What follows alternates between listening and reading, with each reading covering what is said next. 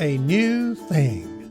Hello, Malcolm here, and welcome to your daily devotional podcast anchored in Isaiah 43 and verse 19, which says, "See, I am doing a new thing. Now it springs up. Do you not perceive it? I am making a way in the wilderness and streams in the wasteland." We're currently looking at God doing a new thing in the life of Esther, and today we explore Esther's teamwork. Now, Mordecai, her cousin who's adopted her, hears the proclamation of the king to kill all the Jews. He sends a message to Esther telling her what to do because she hasn't yet heard about this. In Esther chapter 4, verse 8, Mordecai gives somebody a copy of the written decree issued in Susa for their destruction of the Jews, that this person might show it to Esther, explain it to her, and charge her to go to the king and make supplication to him and entreat him for her people. So here is Mordecai providing Esther with information that will doubtless shock her and then telling her what to do about it. Go and make supplication to the king. Entreat the king for her people, the Jews. Well, she replies with a message reminding Mordecai that she's not permitted to enter the king's presence without invitation. She could actually quite easily die if she does this without being invited. And Mordecai, though, insists she must do it because the fate of the Jews is at stake. So she sends back a message. Chapter 4, verse 15, Esther said in reply to Mordecai, "Go, gather all the Jews to be found in Susa, and hold a fast on my behalf, and neither eat nor drink for 3 days, night or day. I and my maids will also fast as you do. After that, I will go to the king, though it is against the law. And if I perish, I perish." Mordecai then went away and did everything as Esther had ordered him. Isn't that an interesting choice of words? She ordered him. We see an interesting teamwork here between Mordecai and Esther.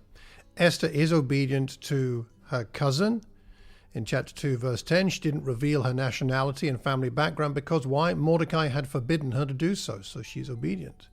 Indeed, chapter 2, verse 20, she kept secret her family background and nationality just as Mordecai had told her to do. She continued to follow Mordecai's instructions as she had done when he was bringing her up.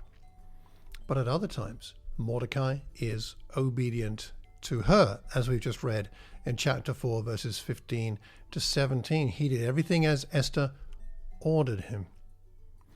The quality of their teamwork is remarkable. It says a lot. It says a great deal about their respect for one another and their recognition of what God had called them to do. Esther had her responsibilities, and within that she had, in a sense, the right to order Mordecai what to do. Then Mordecai had his responsibilities, and in a sense he had the right to order her what to do in the right context.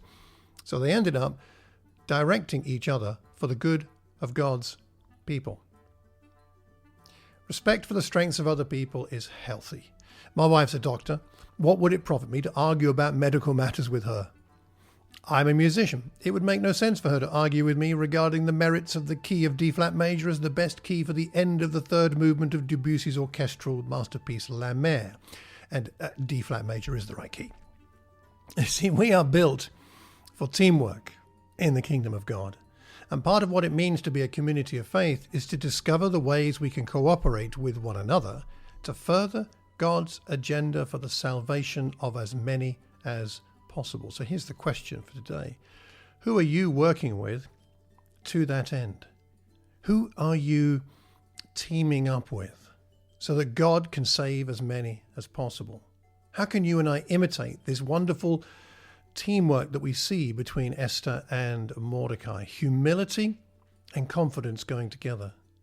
So I want to take some time today to ask God's help to help you work well together with other people, whether men or women, to accomplish things for His glory.